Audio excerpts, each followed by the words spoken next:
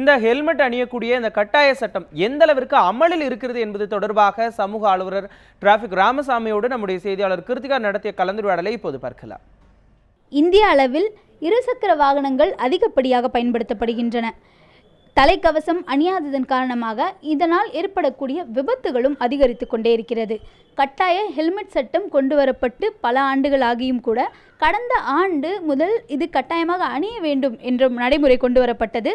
இந்த நடைமுறைக்காக வாதாடிய பலரில் நம்மோடு தற்போது சமூக ஆர்வலர் திரு டிராபிக் ராமசாமி அவர்கள் இருக்கிறார். அவரோடு பேசுவோம்.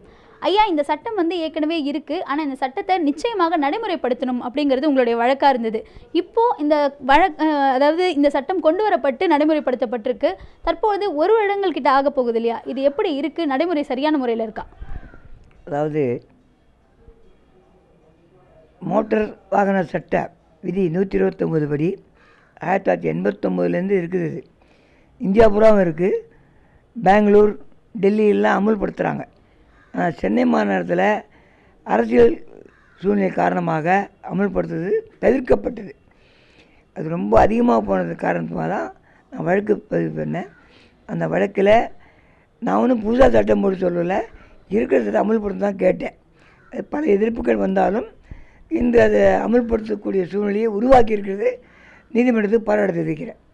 ஐயா, அதாவது இப்போ கொண்டு வந்திருக்கிற இந்த சட்டம் அமல்படுத்தப்பட்டிருக்கு, தொடர்ந்து கண்காணிக்கப்படுது ஹெல்மெட் போடாதது. அது திருப்திகரமான முறையில் இருக்கா? எல்லாருமே ஹெல்மெட் அணிந்து பாதுகாப்பான முறையில் பயணிக்கிறாங்கன்னு நீங்கள் நினைக்கிறீங்களா? 100க்கு 100, அதாவது எழுத்துக்கு எழுத்துன்னு சொல்லுவாங்க, லெட்டர் அண்ட் ஸ்பிரிட், அந்த மாதிரி சட்டம் அமல்படுத்தலை. நீதிமன்றம் ஏதோ ஒரு கொள்கையை ஏதோ ஒரு இதுவாக சொன்னாங்க, கைட்லைனாக சொன்னாங்க.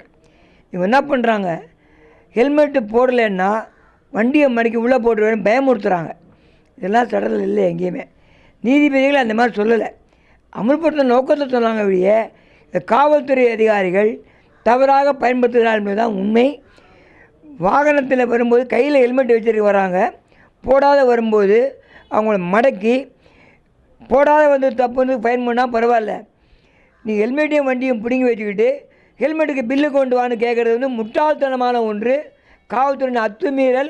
இது பல வழக்கு வளர்ப்பதே எங்களை மக்கள் புகார் கொடுக்காங்க. நேரடியாக அந்த ஆய்வாளர் கேட்டு அந்த வழக்கெல்லாம் தள்ளுபடி பண்ணிகிட்ருக்காங்க. அந்த மாதிரி நிலம் வரக்கூடாது. சட்டத்தை முதல்ல அவங்க மதிக்கணும். எந்த காவல்துறை அதிகாரிகளும் இன்றைக்கி போகலை, ஹெல்மெட்டை போட்டு போகல.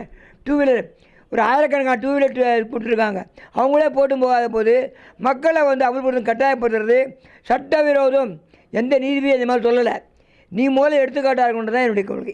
ஐயா, அதாவது இதே மாதிரி இந்த ஹெல்மெட்டை அணியணும், இதற்கான பாதுகாப்பு, இந்த மாதிரியான விழிப்புணர்வு மக்கள்கிட்ட அதிகமாக போய் சேர்ந்துருக்குன்னு நினைக்கிறீங்களா? இல்லை, எல்லாருக்கும் தெரியுங்க, நல்லா தெரியும்.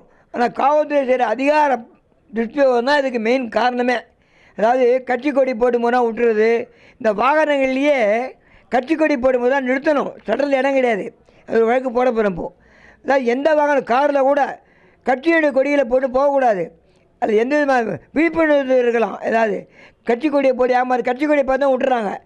ரோட்டில் போகிறவங்களாம் கட்சி கொடி கட்டும் போகிறான், அவங்களாம் விட்டுறாங்க கண்டுக்காத. ஏமாந்தவங்க யாராவது போனால் வயசானவங்கள பொம்பளைங்களை போயெல்லாம் கெண்டா பண்ணி பணம் பண்ணுங்கிறதாக பண்ணுறாங்க காவல்துறை. இது அவங்க கட்டாயமாக கைவிடணும், இல்லைன்னா அதிகாரிகளை தண்டிக்க ஒரு சூழ்நிலை உருவாகும். ஐயா, மொபைல் கோர்ட்டினுடைய செயல்பாடை நீங்கள் எப்படி பார்க்குறீங்க? திறம்பட செயல்படுதா மொபைல் கோர்ட் அப்படிங்கிற சிஸ்டம்? இந்த மொபைல் கோர்ட்னு சொல்கிற நடமாடும் நீதிமன்றம்னு சொல்லிகிட்டு இருக்காங்க. ஆனால் அங்கே என்ன நடக்குதுன்னா, கேத்தை போட்டு அந்த மேஜிஸ்ட்ரேட்டை போய் உங்கள் காயத்தை ஒன்று கொடுத்துட்றாங்க. 500 ரூபா ஃபைன் தான் இங்கே பப்ளிக் 1000 ரூபா வாங்கி 400 ரூபா கட்டுறாங்க. இதான் நடக்குது மொபைல் கோர்ட்டில். மொபைல் கோர்ட்டை விட ஒரு காலத்தில் இருந்தது, தவறு பண்ணால் கீழ்கோர்ட்டில் போய் அவங்க சம்மன் போட்டு சம்மனில் ஆர்டரை வாங்கி அந்த இதுதான் இது பண்ணணும், இம்ப்ளிமெண்ட் பண்ணணும். அது கூட தான் நல்லாயிருக்கும். மொபைல் கோர்ட் என்பது ஒரு கண் துடைப்பு, ஏமாற்று வித்தை, மக்களை அலைய வைக்கிற ஒன்று தான் நினைக்கிறேன்.